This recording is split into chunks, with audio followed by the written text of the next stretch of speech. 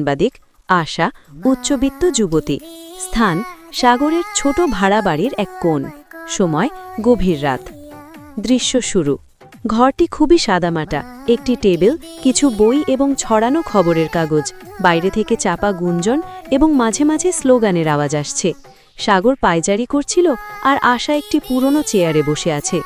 সাগর বিরক্ত আর চিন্তিত স্বরে, বাইরে আওয়াজ শুনছ? পরিস্থিতি দ্রুত খারাপ হচ্ছে আশা। শুধু দাঙ্গা আর দেশভাগের খবর। আমি এসবের মধ্যেই আমার কাগজটা বাঁচানোর চেষ্টা করছি। আশা শান্ত অথচ বিষণ্ণ। আমি শুনেছি বাবা আজ বললেন আমাদের পূর্ব বাংলার সব সম্পত্তি বিক্রি করে কলকাতা ছাড়ার ব্যবস্থা করছেন। তিনিও ভয় পাচ্ছেন। এটাই তো স্বাভাবিক। এই ভাঙনের ঢেউ আমাদের সবার জীবন তছনছ করে দেবে। আমি তাই ভাবছি যদি ঢাকাতেই যেতে হয়। আমার গ্রামের কিছু পুরনো বন্ধু ওখানে কাজ করছে। ঢাকা? কিছুক্ষণ চুপ থেকে, তুমি যেখানে যাবে আমিও সেখানে যাব সাগর। সম্পত্তি থাকুক বা না থাকুক, আমি তোমার পাশে থাকব সাগর। কিন্তু তুমি কি নিশ্চিত তোমার এই লড়াই ঢাকাতে কতটা সহজ হবে? সহজ হবে না জানি, কিন্তু কলকাতার এই পরিবেশে সাংবাদিকতা করা কঠিন হয়ে যাচ্ছে।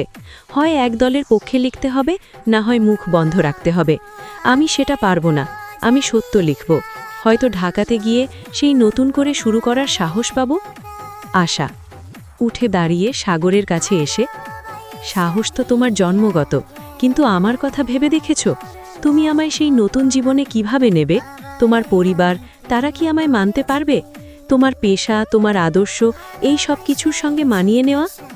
সাগর তোমার মতো মেয়ে যখন নিজের আভিজাত্য ফেলে আমার এই ভাঙা ঘরে এসে বসতে পারে, তখন তুমি সব মানিয়ে নিতে পারবে আশা।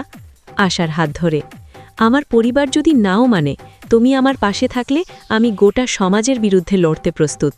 আমি তোমাকে শুধু একজন ধনী পরিবারের মেয়ে হিসেবে দেখছি না, আমি তোমাকে আমার জীবনের একমাত্র শক্তি হিসেবে দেখছি। আশা আবেগপ্লুত হয়ে, তোমার শক্তি? আমি তোমার শক্তি হতে চাই সাগর। তুমি আমায় তোমার জীবনের খবর করে নিয়েছ সাগর। আমি জানি সামনে কঠিন দিন আসছে। আমাদের হয়তো দুবেলা দুমুঠো জুটবে না, হয়তো নিরাপত্তার অভাব হবে।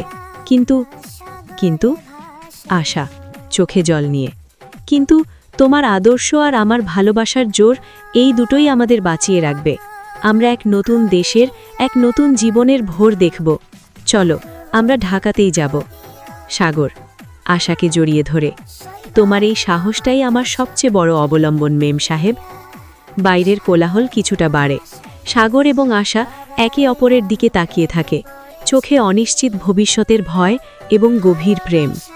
যবনিকা।